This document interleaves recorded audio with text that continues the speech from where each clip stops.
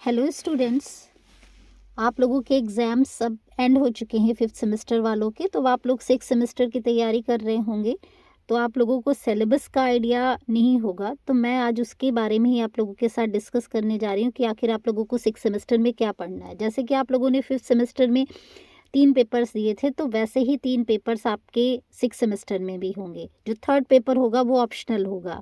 तो मैं आज आप लोगों के साथ जो थर्ड ऑप्शनल पेपर है उसको भी डिस्कस करूंगी। हालांकि उसमें कई सारे ऑप्शंस हैं, लेकिन मोस्ट ऑफ द कॉलेजेस में जो पढ़ाया जा रहा है मैं उसको आपके साथ डिस्कस करती हूँ। अगर आपके कॉलेज में कोई और ऑप्शनल वाला सब्जेक्ट लिया गया है तो आप उसके बारे में मुझे बता दीजिएगा, मैं उस पर भी आपको पूरा आइडिया दे दूंगी। तो सबसे पहले बात करते हैं आपके फर्स्ट पेपर की। जो आपका फर्स्ट पेपर है वो है मॉडर्न लिटरेचर ड्रामा, यानी इसमें आपको ड्रामा पढ़ने होंगे। इसमें आपके 4 यूनिट हैं। फर्स्ट यूनिट में है ऑस्कर वाइल्ड का the importance of being earnest. Second unit में जॉन ऑसबर्न का look back in anger. Third unit है यूजीन ओनाइल का द हेरी एप।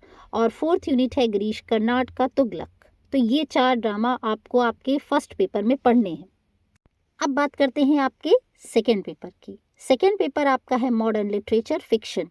इसमें आपको नॉवेल्स पढ़ने हैं। सबसे पहला जो नॉवेल जो आपको फर्स्ट यूनिट में पढ़ना है वो E.M. फॉस्टर का a passage to India. Second unit में अर्नेस्ट हमिंगवे का the old man and the C. Third unit में मुल्कराज आनंद का अनटचेबल। फोर्थ यूनिट में अनीता देसाई का क्राई द पिकॉक। ये 4 नॉवेल्स आपको आपके सेकेंड पेपर में पढ़ने हैं।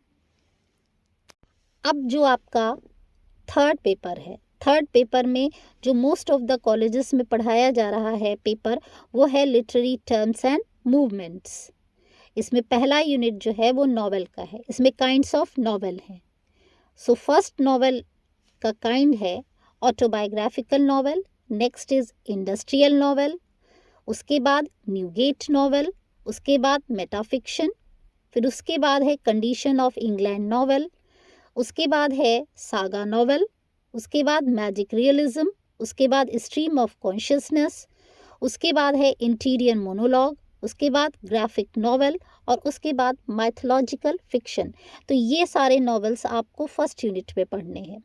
उसके बाद आता है आपका सेकेंड यूनिट। सेकेंड यूनिट में आपको पढ़ना है लिटरेरी डिवाइसेस। इसमें है allusion, analogy, aphorism, humour, pathos, satire, inversion, juxtaposition, foregrounding and repetition. ये आपका सेकेंड यूनिट हुआ। अब बात करते हैं आपके थर्ड यूनिट की, जिसमें ड्रामा एंड थिएटर है। इसमें आपका है dark comedy, expressionist drama, drama of ideas. Next है पोइटिक ड्रामा। फिर है एलिनिएशन इफेक्ट। फिर है एग्रो इफेक्ट। फिर उसके बाद है हिस्ट्री प्ले। नेक्स्ट है क्लोसेट ड्रामा। उसके बाद है कर्टन रेजर। उसके बाद है एजिट प्रॉप। उसके बाद है थिएटर ऑफ क्रुएलिटी। फिर है पुअर थिएटर।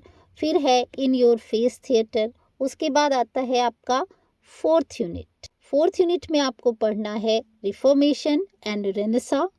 फिर है न्यू क्लासिज्म एंड रोमांटिसिज्म। फिर है मॉडर्निज्म एंड पोस्ट मॉडर्निज्म। फिर है पोस्ट कॉलोनियलिज्म। फिर है न्यू क्रिटिसिज्म। फिर फेमिनिज्म। फिर मार्क्सिज्म। फिर सरेलिज्म। फिर एग्जिस्टेंशलिज्म। फिर एक्सप्रेशनिज्म। फिर इम्प्रेशनिज्म।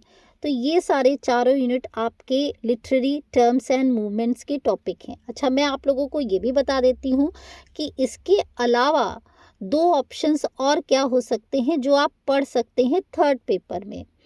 उसका सिलेबस नहीं डिस्कस कर रही हूँ। अगर इनमें से कोई आपके कॉलेज में हो तो आप मुझे बता दीजिएगा, फिर मैं उसका सिलेबस आप लोगों के साथ डिस्कस कर लूँगी।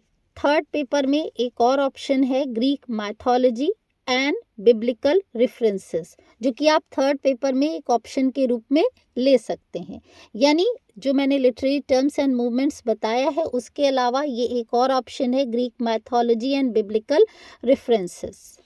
और उसके अलावा है डिसेबिलिटी स्टडीज़, ये भी पढ़ा जा सकता है थर्ड पेपर के ऑप्शन में, यानी थर्ड पेपर में आपके पास 3 ऑप्शन हैं जिनको आप पढ़ सकते हैं, लिटरेरी टर्म्स एंड मूवमेंट वाला, फिर ग्रीक मैथोलॉजी वाला, और ये तीसरा ऑप्शन है डिसेबिलिटी स्टडीज़ वाला। तो इसमें से जो भी आपके कॉलेज में चल रहा हो, मैंने एक पेपर का सिलेबस आपके साथ डिस्कस कर लिया है, एक टॉपिक का लिटरेरी टर्म्स एंड मूवमेंट का। अगर इन दोनों में से कोई एक आपके कॉलेज में चल रहा हो तो वो आप मुझे बता दीजिएगा, मैं उसका सिलेबस आप लोगों के साथ डिस्कस कर लूँगी। आई होप आपके लिए ये हेल्पफुल रहेगा, ये सिलेबस। आगे की पढ़ाई में जो भी आपको हेल्प चाहिए हो मुझे आप बताइएगा, मैं उसमें आपकी पूरी मदद करने की कोशिश करूँगी। अगर आपको ये वीडियो पसंद आया हो तो प्लीज़ इसे लाइक करिए, सब्सक्राइब करिए और दूसरे स्टूडेंट्स के साथ शेयर करिए ताकि उनको भी बेनिफिट हो सके। Thank you.